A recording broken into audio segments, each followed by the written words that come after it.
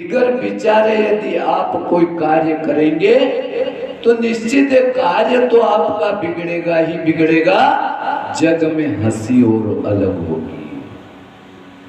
क्या प्राप्त किया? इसलिए कहता हूं कि यदि कीचड़ में यदि कंकर मारोगे तो वो तो कीचड़ है।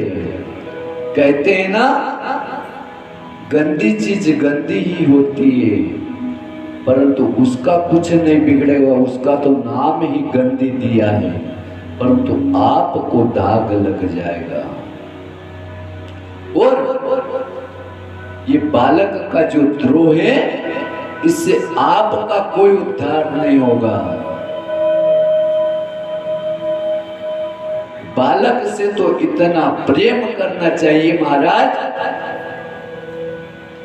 कि जो बालक आगे जाकर कहे कि किसी ने मुझे सद्मार्ग दिखाया, किसी ने मुझसे प्रेम किया,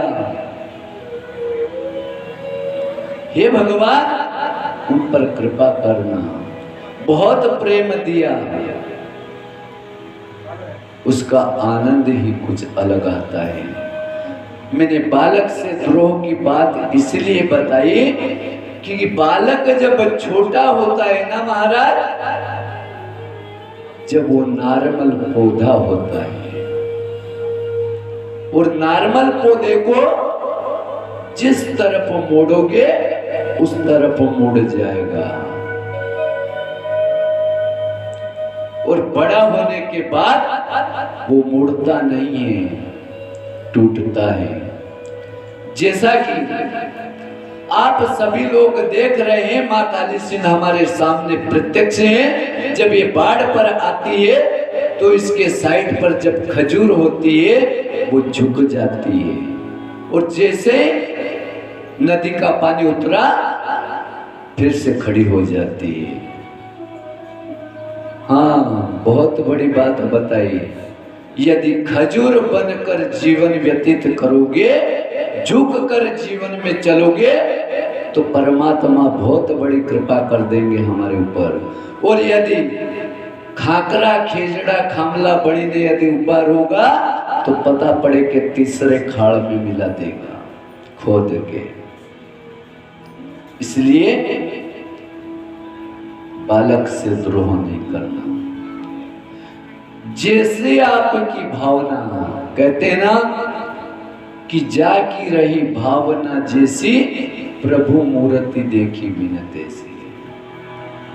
यदि आपने छोटे बालक के सामने यदि क्रोध कर दिया कि इसके पिताजी से मेरी दुश्मनी, ये कैसे आ गया मेरे पास, यही बात उस बालक के जीवन में उतर जाएगी, और वो बालक आपके प्रति ईर्ष्या भाव रख लेगा। क्या पाया? पिताजी से तो दुश्मनी कर ही ली, साथ साथ में बालक से भी हो गई। इसलिए ये जो 14 बुराइयां हमारे अंदर हैं, इससे बाहर आने का नाम लो। कभी किसी से कुछ पूछने की आवश्यकता नहीं है कि हे गुरुदेव, हमारा नाना को ब्याह होगा कि नहीं। क्यों पूछो? क्या पूछने से शादी हो जाएगी? नहीं होगी। पूछने से शादी नहीं होती। बताया भगवान ने, गीता में लिखा है कि कर्मण्येवाधिकारस्ते मा फलेषु कदाचन। और गोस्वामी तुलसीदास जी ने बहुत सुंदर चौपाई लिखी रामायण में कि कर्म प्रधान विश्व रचि राखा, जो जस करहि सो तस फल चाखा। हे पार्थ, कर्म करो, फल की चिंता मत करो। क्यों क्यों बता रहा हूं ये बात? क्योंकि मेरे सामने आती है, कई बातें आती हैं। उन्हीं बातों से आपको अवगत कराना चाहता हूं कि ये ज्ञान आपके अंदर हो जाए कि बहुत बड़ी कृपा हो जाएगी गोविंद की। गोस्वामी तुलसीदास जी ने एक और सुंदर चौपाई में बताई है, होई है वही जो राम रचि राखा, को कर तर्क बड़ा वही साखा। ये पार्थ होना वही है जो मेरे परमपिता परमात्मा ने लिख दिया। फिर तर्क वितर्क करके आप क्या हासिल कर सकते हैं? क्या परमात्मा का लिखा काट सकते हैं? क्या परमात्मा ने जो निर्धारित किया उसको बदल सकते हैं? नहीं। परंतु हाँ, कर्म आप करो, फल की चिंता मत करो। सुख आए तो कोमाओ मत, दुख आए तो घबराओ मत। सुख भी तेरे अर्पण और दुख भी तेरे अर्पण। हे कन्हैया, जैसे आप रखेंगे प्यारे वैसे हम ले लेंगे। आइए थोड़ा परमात्मा का भजन कर लेते हैं। ओ सांवरिया, जीवन का सार हमारे सामने है, परंतु हम अज्ञान का हमारे ऊपर पर्दा ही इतना पड़ गया है, इस माया का हमारे ऊपर पर्दा ही इतना पड़ गया है कि दिन रात हम जो भजन कर रहे हैं, हमें यही ज्ञान नहीं प्राप्त हुआ आज तक कि हमारे इस भजन में भाव क्या बताया है। भजन दुनिया करती है, ये नहीं कह रहा हूं कि आप भजन ना करो, भजन भी करो, पूजन भी करो, और यदि परमात्मा की भक्ति कैसी भाव जगे तो परमात्मा के सामने नृत्य भी करो। परंतु जिस भजन को आप गा और सुनकर चल रहे हो, उस भजन के एक एक शब्द पर अमल करो कि भजन में भाव क्या बताया है। क्या बताया कि सुख और दुख सब तेरे अर्पण, पाप पुण्य भी तेरे अर्पण, ये जीवन भी तेरे अर्पण। फिर परमात्मा, फिर गोविंद क्यों कृपा नहीं करेंगे? परंतु कहते हैं ना कि जन्म जन्म मुनि जतन कराए, अंत राम आवत नाई। कथा श्रवण करने का मतलब है इस कथा के माध्यम से हमारा जीवन व्यतीत करना। कथा बहुत कुछ सिखाती है माताएं बहनों, जो हमारा जीवन, हमारा घर हम स्वर्ग की ओर ले जाएं, घर में स्वर्ग प्रकट कर दें। क्यों? बालक जब होता है तो बालक के गुरु अपने माता पिता होते हैं। सर्वप्रथम बालक के गुरु कौन हुए? माता और पिता। जैसा माँ बाप उसके साथ व्यवहार करेंगे, जिसका उसको ज्ञान प्राप्त कराएंगे, वैसा ही वो संतान ले लेगी। हमें ज्यादा से ज्यादा बालक को ये कहना चाहिए कि हे बेटा, जीवन में यदि उन्नति करना हो तो सर्वप्रथम अपने माता पिता के चरण घर से स्पर्श करते हुए बाहर निकलना। और यदि बाहर जा रहे हो, यदि तिलक वाले कोई ब्राह्मण ऋषि मिल जाए तो उनके भी चरण स्पर्श कर लेना।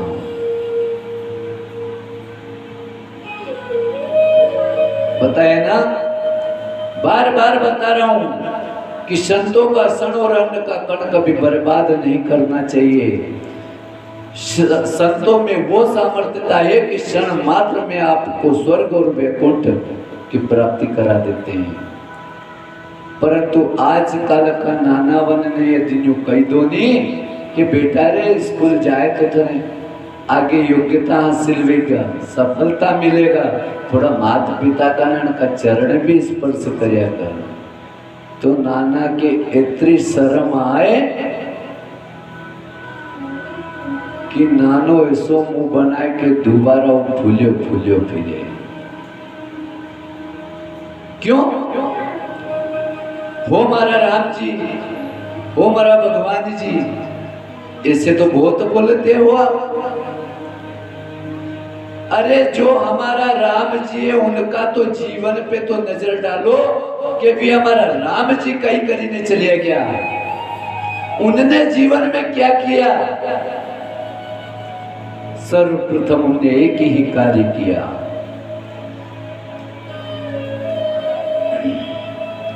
प्रात काल उठ के रघुनाथा गुरु पितुमा तु नमावै माता। अरे जिनको हम परमात्मा कहते हैं, जिन्हें हम राम जी कहते हैं, जिन्हें हम भगवान कहते हैं, वो हमारे परमपिता परमात्मा मर्यादा पुरुषोत्तम मर्यादा में रहकर हमारा जीवन व्यतीत कर गए, तो क्या हम भगवान से बड़े हो गए? उनने भी तो हमारे माता पिता और गुरु का चरण का सम्मान किया। क्या हमें हमारा धर्म नहीं बनता है कि जो हम हमारे माता पिता गुरु गोविंद को सम्मान दे? यदि हम हमारे माता पिता और गुरु गोविंद को ही यदि सम्मान नहीं दे रहे हैं तो कहां से परमात्मा की कृपा होगी? कहां से हम शिष्टाचार सीखेंगे?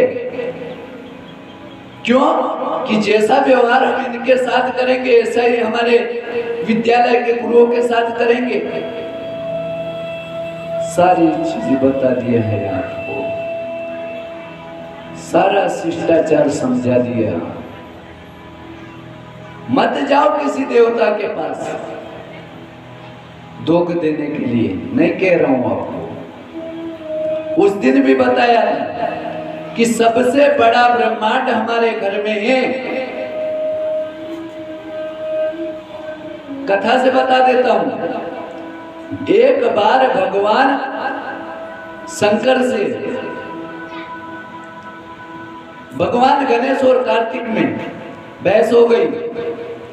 कहा कि पिताश्री मैं बड़ा कि कार्तिक बड़ा? कार्तिक जी ने बड़ा जोर लगाया तो भगवान शंकर ने कहा कि अब इनको क्या कहूं? भगवान शंकर ने कहा कि जो इस पृथ्वी की परिक्रमा करके सर्वप्रथम पहुंचेगा वो सबसे बड़ा है। कार्तिक जी मोर पर बैठकर छू हो गए। भगवान गणेश जी भी मूसक पर बैठकर कुछ दूर तो गए, परंतु जब उनको पूर्व का ज्ञान हुआ कि अरे मेरे माता पिता ने कहा था कि सबसे बड़ा ब्रह्मांड तो हमारे घर में हमारे माता पिता होते हैं। गणेश जी लौट कर आते हैं महाराज, और 3 परिक्रमा हमारे माता पिता गुरु गोविंद की और चरणों में दंडवत प्रणाम करते हुए इतने में कार्तिक जी आए। तो कार्तिक जी ने कहा कि सरे साल बेईमानी, इसको मैं यहीं छोड़कर गया था। तो भगवान गणेश ने कहा कि हे पिताश्री आप ही बताइए सबसे बड़ा ब्रह्मांड कौन सा है? तब भगवान शंकर ने कहा कि हे पुत्र, संतान के लिए तो सबसे बड़ा ब्रह्मांड ही घर में है। माता पिता एवं श्रेष्ठ जन जो रहते हैं, रामायण दुनिया में सब पढ़ते हैं, क्या रामायण हमें शिष्टाचार नहीं सिखाती? पूछो नहीं कि भाषा कद का पढ़ी रहा हो आप रामायण? ये कई साल में गए हो, कई बार पलटे थी, खाली पलटे ही, अमल नहीं करी। क्या होगा? डूब जाएंगे। अमल करते हुए जीवन व्यतीत करो। ज्ञान सबको प्यारा होता है लेते समय, परंतु उसको स्थिर नहीं रखते। मैंने उस दिन बताया था कि ज्ञान लेना उसको कहते हैं कि जो इस कान से सुनकर सीधे हमारे अंदर उतार ले, वही सच्चा श्रोता है। अन्यथा उठते समय यहीं छोड़कर फिर गृहस्थी की यदि इसी दरवाजे से बात शुरू हुई तो घर पहुंच गई। ने काय मानती हमारे कटिया, ने काय मानती बेटा पानी के सो खाए। अरे क्या होगा, ये तो जीवना जातक ना जीवना है। हर साल वही बोना, हर साल वही काटना, हर साल वही निकालना, फिर क्या बार बार उस माया के मोह में भटक रहे हो। हमें वो तार देगा, माना कि वो आपकी जीविका चलाने का साधन है, अच्छी बात है, परंतु समय समय पर परमात्मा का सुमिरन करते चलो।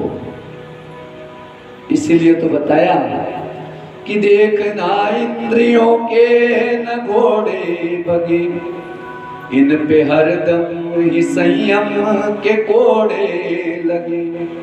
अपने रथ को सुमार्ग लगाते चलो, कृष्ण गोविंद गोपाल गाते चलो।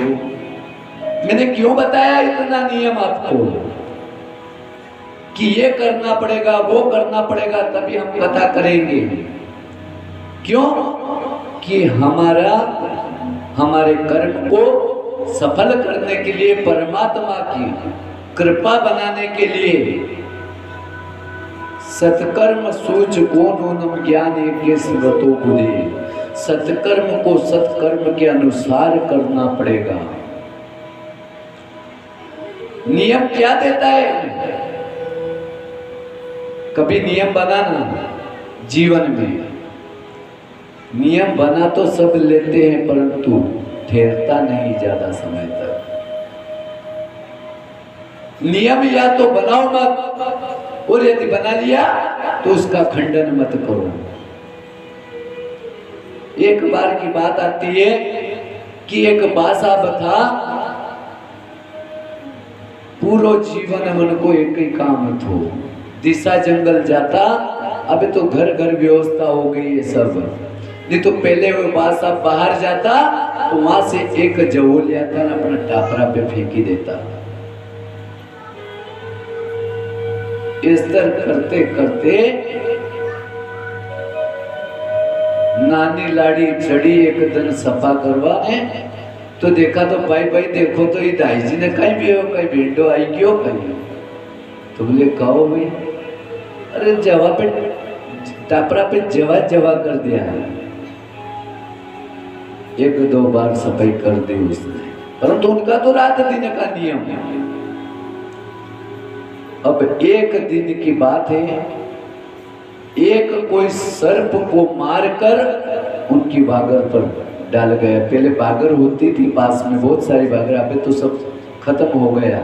कहते हैं ना कि पौराणिक चीजें अब नहीं मिलेगी, सिर्फ याद करके ही हम जीवन व्यतीत कर सकते। पौराणिक यादें अब नहीं रहेगी।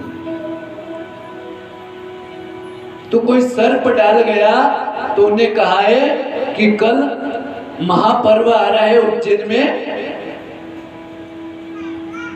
परसों महापर्व है, तो 2 दिन का समय है, अभी इसको अवेयर कर रख देता हूं, फिर इसकी सदगति करके आऊंगा उज्जैन जाकर। तो उसने बासाब ने सर्प को भी ऊपर डाल दिया। अब एक राजा की बेटी का हार चुरा कर एक सियाबाज ले जा रही थी, और इस सियाबाज भाग्य की बात कि उन बासाब के मकान के सीध से गुजर रही थी। उसकी नजर जब पड़ी कि सर्प पड़ा हुआ है, तो सियाबाज हार तो रख गई और वो सर्प उठा के ले गई। दूसरे दिन फिर बहू चढ़ी, देखा कि भाई यहाँ तो बहुत बड़ो हार पड़ियो। बासाब ने विचार करियो कि ओट बायर ने कोट बायर, बहुत बड़ी बात है। होठ से यदि बाहर हो गई, कहते ना बंदी मुट्ठी लाख की और खुल गई तो खाक की। अभी चर्चा नहीं करना, बासाब पास में गया पाठ की तरफ, देखा पेपर में एक नानो पड़ी रियो कि बोले कि राजा की पुत्री का हार एक सियाबाज चुरा कर ले गई और यदि किसी को मिल जाए और वो पहुंचाए तो उसको मुंह मांगा इनाम। तो बात साहब ने पूछ लियो, अरे नाना क्या कोई एड्रेस है हो? तो बात हमारे का ही करना, अरे कोई के मिले कभी पूछे तो एड्रेस तो बता ही ना, एड्रेस ले लियो साहब। नहीं, बात साहब हार लेके पहुंच गए। राजा इतना प्रसन्न हुआ कि उनका पक्का मकान बना दिया और कई गुना उनको दान दे दिया। एक नियम बादशाह को बहुत कुछ दे के चले गए। इसलिए जीवन में नियम को बनाओ, या तो बनाओ मत, और यदि बना लिया तो उसका खंडन मत करो। सुखदेव जी कहते हैं कि हे राजन, आदेश दे दिया कि 10 दिन के बालकों को चुरा कर ले आओ, मारने के लिए सभी नगरों में भेज दिए। वे सभी वेश बदलकर नगरों में भ्रमण करने लगे और 10 दिन के भीतर उत्पन्न हुए बालकों को मार डालते। उधर पुत्र के जन्म लेने का समाचार सुनकर नंदराज तक प्रसन्न हुए और कई ज्योतिषी ब्राह्मणों को बुलाया। महाराज ज्योतिषी ब्राह्मणों को बुलाकर बालक के ग्रह नक्षत्र के बारे में पूछने लगे। कहा कि हे गुरुदेव, हमारे बालकों का नामकरण संस्कार करना है। महाराज नंदराज बोले कि यह बालक अत्यंत तेजस्वी है एवं आगे चलकर प्रतापी होगा, या दुष्टों को मारकर पृथ्वी का भार उतारेगा। बताया ना कि जब जब होई धर्म की हानि, बाढ़ई असुर अधम अभिमान। बोलिए गोपाल विष्णु भगवान।